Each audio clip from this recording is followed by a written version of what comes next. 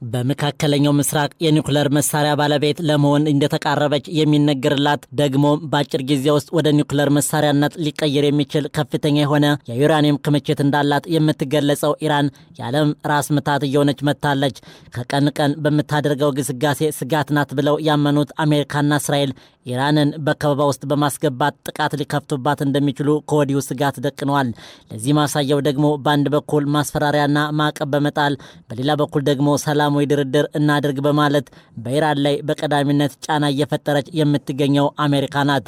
በዚህ ውስጥ ደግሞ የቤንያሚን ኔታንያሁ ሀገር እስራኤል ለኢራን የማትተኛ መሆኑና ከአሜሪካ ጋር በጋራ የምትሰራ መሆኗ ስጋቱን የበለጠ ከፍ ያደርገዋል። በሌላ በኩል ኢራን ከአሜሪካ ጋር በኒውክሌር መርሃ ግብር ላይ የምታካሄደው ድርድር ስጋት ሊሆን እንደሚችል ከወዲሁ እየተነገረ ነው።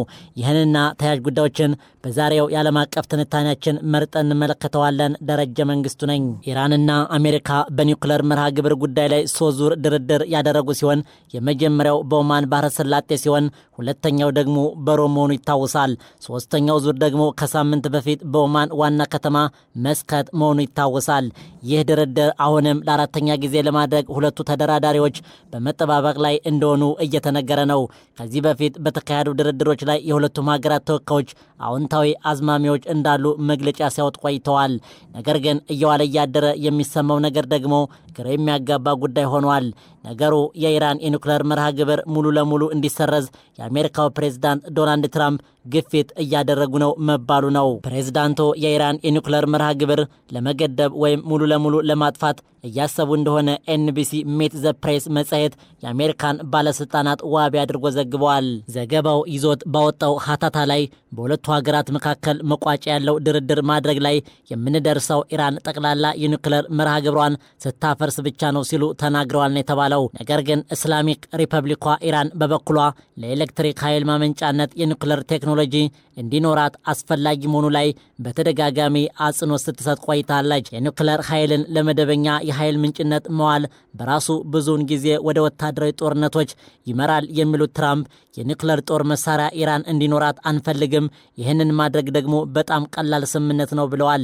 የኦማን የውጭ ጉዳይ ሚኒስትር በድል አል ቡሳይድ ቅዳሜ ሊካሄድ የታቀደው አራተኛው ዙር ቀጥተኛ ያልሆነው የአሜሪካና የኢራን ድርድር በሎጂስቲክ ምክንያት ላልተወሰነ ጊዜ መተላለፉን ካሳወቁ በኋላ ነው ትራምፕ ይህንን የተናገሩት። በሌላ በኩል ደግሞ ኢራን የምታስታጥቀው በየመን የሚንቀሳቀሰው ሀውቲ በእስራኤል ላይ የሚሳኤል ጥቃት መክፈቱን ተከትሎ ቀደም ሲል ሁለቱ ሀገራት ገንቢ ነው ብለው የገለጹትን ድርድር አደጋ ላይ ይጥለው ይሆን የሚል ስጋትን ፈጥሯል።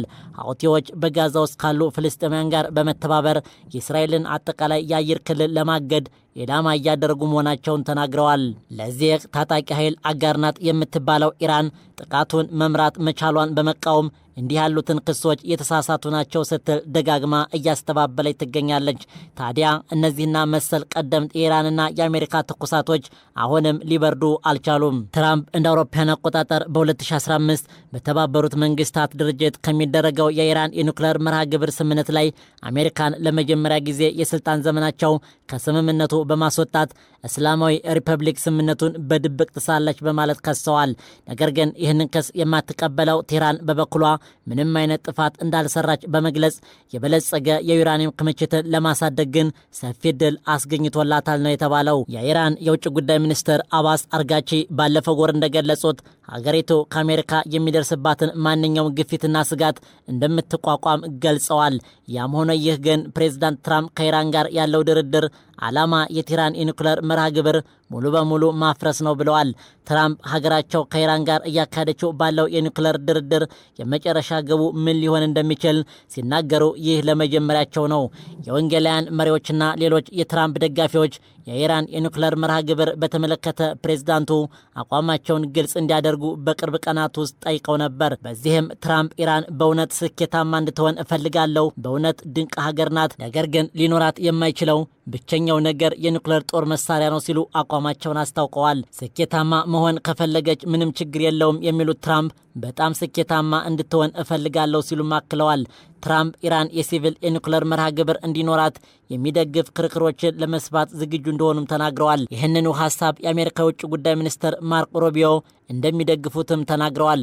ሩቢዮ ባለፈው ወር እንደተናገሩት ወደ ሲቪልና ሰላማዊ የኒውክሌር ፕሮግራም የሚወስድ መንገድ አለ ሲሉም ጠቁመዋል። ነገር ግን እንዴት የሚለውን ትንተና አልሰጡበትም። የትራምፕ መግለጫ ከኢራን ጋር የሚደረገው ውይይት ግብ ምን መሆን እንዳለበት በአስተዳደር ውስጥ ያለውን የውስጥ ክርክር እልባት ይሰጣልም እየተባለ ነው። እስራኤል ጠቅላይ ሚኒስትር ቤንያሚን ኔታንያሁ የሚደገፉትና በአስተዳደር ውስጥ ያሉ ብዙ ጭካኔ የተሞላባቸው ድምጾች አሜሪካ የኢራንን የኒውክሌር መርሃ ግብር ሙሉ ለሙሉ እንዲፈርስና ኢራን ለመቀበል ፈቃደኛ ካልሆነች በወታደራዊ ኃይል እንደሚፈጸም መጠየቅ አለባት ይላሉ።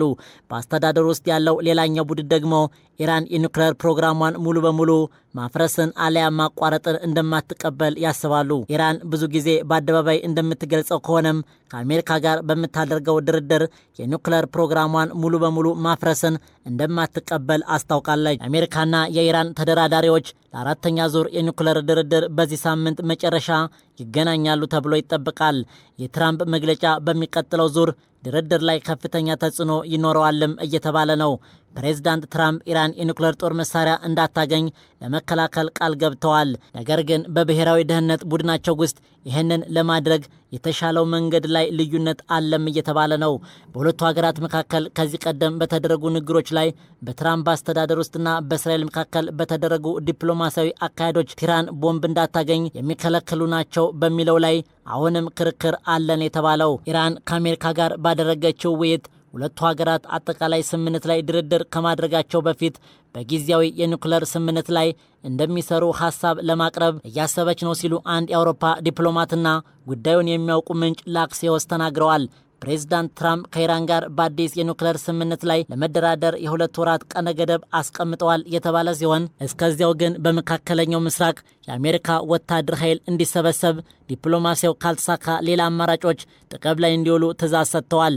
ትራምፕ ኢራን የኒውክሌር ጦር መሳሪያ የመገንባት ዓላማዋን መተው አለባት፣ ምክንያቱም ኢራን እንደምንም ኒውክሌር መገንባት ከቻለች ዓለም ትጠፋለች ብለዋል። ባለፈው ሳምንት የአሜሪካው የውጭ ጉዳይ ሚኒስትር ማርኮ ሩቢዮ የመካከለኛው ምስራቅ ሀገር ከኒውክሌር ማበልጸጊያ መርሃ ግብር መራቅ አለባት፣ እንዲሁም በየመን የሚገኙ ሀውቲዎችን በቀይ ባህር ላይ ዓለም አቀፍ መርከቦችን እያስጨነቁ ያሉትን የሽብር ቡድኖችን መደገፍ ማቆም አለባት ሲሉ አሳስበዋል። ትራምፕም ሆኑ ሩቢዮ ኢራን የኒውክሌር መርሃ ግብሯን ለንግድና ለሲቪል ዓላማ እንድትቀጥል ለማድረግ ፍላጎት እንዳላቸው ገልጸው፣ ነገር ግን ሩቢዮ ኢራን የኒውክሌርና ወታደራዊ ተቋሞቿን በየጊዜው ማስመርመር አለባት ብለዋል። ሩቢዮ አክለውም ኢራን በሀገሯ ውስጥ ከማበልጸግ ይልቅ ዩራኒየሟን ወደ ሀገር ውስጥ ማስገባት አለባት ብለዋል። የራሷን ዩራኒየም ማበልጸግ ወደ ኒውክሌር ጦር ለማዳበር ቀላል ያደርግላታል ሲሉ ስጋታቸውን ተናግረዋል። የኢራን የውጭ ጉዳይ ሚኒስትር ሰይድ አባስ አርጋቺ ያሳለፍነው አርብ ለዋይት ሀውስ አስተያየት ሲሰጡ ውሸት መደጋገም መሰረታዊ እውነታዎችን አይለውጥም፣ የመስፋፋት ውል መስራች ፈራሚ እንደመሆኗ መጠን ኢራን ሙሉ